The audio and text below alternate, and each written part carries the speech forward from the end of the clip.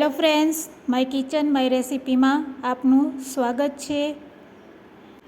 આજે આપણે ખૂબ જ સહેલી રીતથી દાડમના દાણા કાઢતા શીખીશું। બે નવી રીતથી આજે આપણે આ દાડમને કઈ રીતે સહેલાઈથી અને ઝડપથી ફોલી શકાય, તેમજ તેનો રસ કાઢીને કઈ રીતે બાળકોને આપી શકાય, તેની બધી ટ્રીક અને ટિપ્સ સાથે આજે આપણે દાડમ ફોલતા શીખીશું। જો વિડીયો યુઝફુલ લાગે તો લાઇક અને શેર જરૂરથી કરજો, અને જો તમે મારી ચેનલ ઉપર નવા હોય અને મારી ચેનલને હજુ સબસ્ક્રાઈબ ન કરેલ હોય તો મારી ચેનલને અત્યારે જ સબસ્ક્રાઈબ કરી બાજુનું બેલ બટન દબાવવાનું ભૂલશો નહીં, જેથી કરીને તમને મારા નવા વિડીયોનું નોટિફિકેશન મળતું રહે। તો સૌથી સરળ અને ઝડપથી દાડમ ફોલાઈ જાય તેની પહેલી રીત તો આપણે સૌ જાણીએ જ છે। તો દાડમને પહેલાં આ રીતે ચાકુથી કટ લગાડી દેશું અને ઉપરનો ભાગ છે તેને હાથેથી દૂર કરી લેશું। આ રીતે ચાકુથી કટ લગાડી અને ઉપરના ભાગને દૂર કરી હવે સાઈડમાં આપણે ચાકુથી કટ લગાડીશું।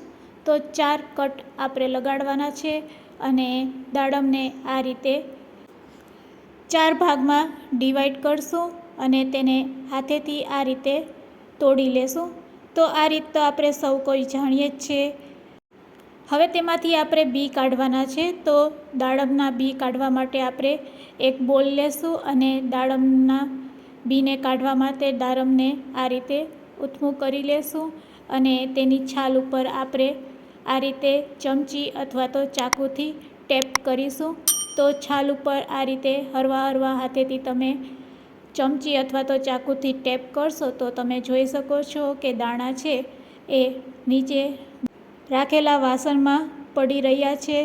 તો ખૂબ જ ઝડપથી આ રીતે તમે દાડમના દાણા છે તેને કાઢી શકો છો। ખૂબ જ સહેલી રીત છે અને સૌ કોઈ જાણે જ છે આ રીત। તો તમે જોઈ શકો છો કેવા ઝડપથી દાણા છાલમાંથી છૂટા પડી રહ્યા છે। ખૂબ જ સહેલી રીત છે અને આ રીતે એક જ મિનિટમાં તમે દાડમ ફોલી શકો છો। તો ચાલો હવે આપણે બીજી રીત શીખીશું।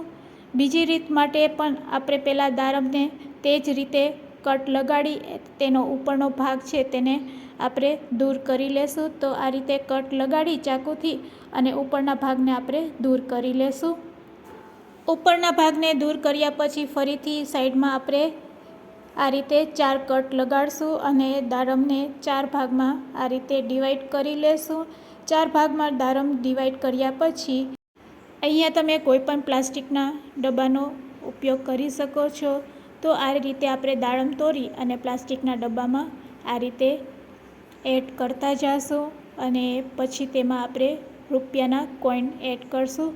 તો આ રીતે દાડમને કટ કર્યા પછી તેમાં આપણે સિક્કા એડ કરશું। તો 4 સિક્કા અહીંયા આપણે યુઝ કરશું। તો 4 સિક્કા આ રીતે દાડમમાં એડ કરી દેશું અને પછી તેને 1 મિનિટ માટે ઉપરથી બંધ કરી અને શેક કરીશું।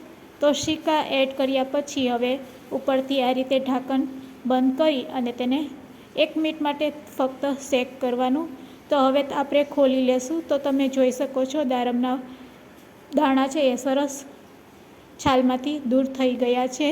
તો ખૂબ જ સહેલી રીત છે આ, અને આ રીતે દાડમ ઝડપથી ફોલાઈ જાય છે। બાળકોને જો તમારે દાડમનો રસ પીવડાવવો હોય તો ઢાંકણું બંધ કરીને વધારે શેક કરવાનું અને પછી કોઈન કાઢીને દસ્તા વડે તમે દાડમના દાણાને ચીપી લેશો તો દાડમનો રસ પણ સહેલાઈથી નીકળી જશે, જે બાળકોના હેલ્થ માટે ખૂબ જ સારો હોય છે। દાડમના દાણા કાઢવાની બંને ટ્રીક તમને કેવી લાગી તે મને કમેન્ટ્સમાં જરૂરથી કહેજો, અને યુઝફુલ લાગી હોય તો શેર કરવાનું ભૂલશો નહીં। Thanks for watching.